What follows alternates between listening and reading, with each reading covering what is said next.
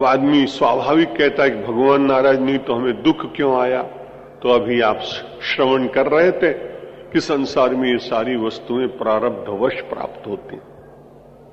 पूर्व जन्म में मालूम कितनी बड़ी यात्रा करके आए हैं, वो सारा हिसाब संसार का कोई कंप्यूटर रख नहीं सकता।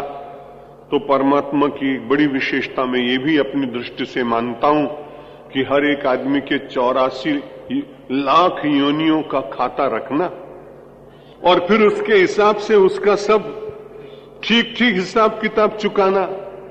जो परमात्मा के यहां कितने बड़े कंप्यूटर होंगे, सुपर कंप्यूटर होंगे, कितने अच्छे वो अकाउंटेंट्स होंगे जिनमें जरा भी कोई गड़बड़ी नहीं होती है। वहां तो रत्ती रत्ती का हिसाब होता है, ऐसा संत महात्मा कहते हैं। तो हम सब लोगों को जो कुछ प्राप्त होता है वो प्रारब्धवश मिलता है।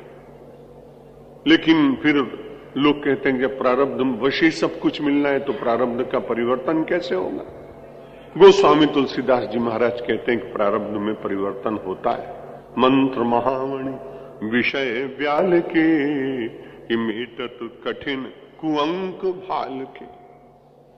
परमात्मा का खूब स्मरण किया जाए, मंत्रोच्चारण किया जाए, अनुष्ठान किया जाए, समर्पित होकर परमात्मा की इच्छा में अपनी इच्छा का विसर्जन कर दिया जाए तो उस प्रारब्ध की रेखाओं को भी संत सद्गुरु और भगवान की कृपा से कभी कभी धूमिल किया जा सकता है।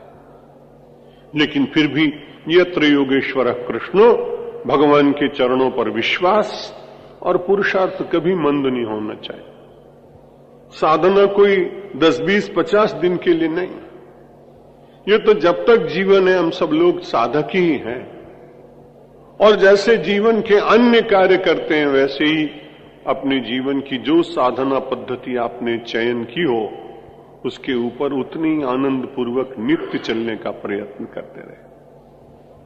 जैसे नित्य भोजन करने से पोषण की प्राप्ति होती है, ठीक उसी प्रकार से नित्य साधना करने से अपने पूर्व जन्म के कुसंस्कारों को क्षय करने की शक्ति मिलती है।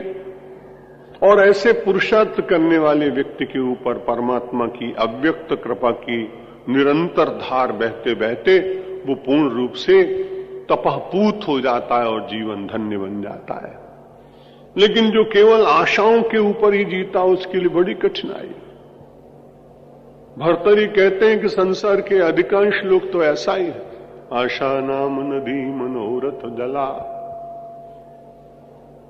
पूर्णा तरंगा कुला। आशा नाम की नदी के आसपास बैठे हुए और उस नदी के भीतर मनोरथ के जल हम सब लोग भरते रहते हैं। आशा नाम नदी मनोरथ जला पूर्णा तरंगा कुला तस्या पारगता विशुद्ध मनसो नंदन्ति योगीश्वरा।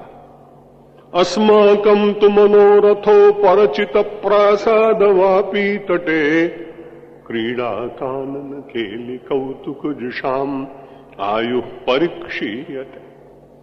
संसार के मनुष्यों का जीवन व्यवहार देखने के बाद राजपाट के आनंद में रहने वाला और फिर कौपीन पहनकर जंगलों में भटककर वैराग्य का आनंद लेने वाला एक ही व्यक्ति, यदि वो राजा न रहा होता तब उसकी बात पर कम विश्वास होता। लेकिन उसने तो सारे संसार को बहुत अच्छी तरह से देखा था, पूरी तरह से उसको उलट पलट कर देखा था। और फिर उसके बाद उसने कहा नहीं नहीं, वे लोग बड़े भाग्यशाली हैं जो आशा नाम की नदी में मनोरथ के उठने वाली तरंगों के ऊपर विजय प्राप्त करने का यत्न करते हैं, उससे पार चले जाते हैं। तस्या पारगता विशुद्ध मनसा। विशुद्ध मन वाले लोग उस आशा नाम की, कामना नाम की नदी को, काम के सरोवर को पार कर चले जाते हैं।